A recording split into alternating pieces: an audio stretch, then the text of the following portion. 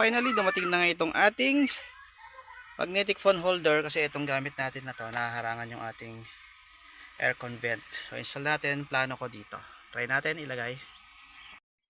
So ayan, kasi nahaharangan yung ating aircon vent. Tapos yung access natin sa ating screen natatakpan din. Saka madaling mahulog. Nakaipit lang, lumuwag na. So try natin to dito ilagay. So ayan, dito nga napiling ilagay para marami tayong option sa ating cellphone position. Pwede siyang gamitin pag nagbi-video ayan, pwede natin gamitin habang nagbi-video sa kalsada, pwede habang nanonood, pag nakahinto tayo, at pwede rin natin ibaba. So i-rotate lang natin to. Ayan, pwede natin siya ibaba ganyan para mas bumaba yung ating cellphone dito. Ayan.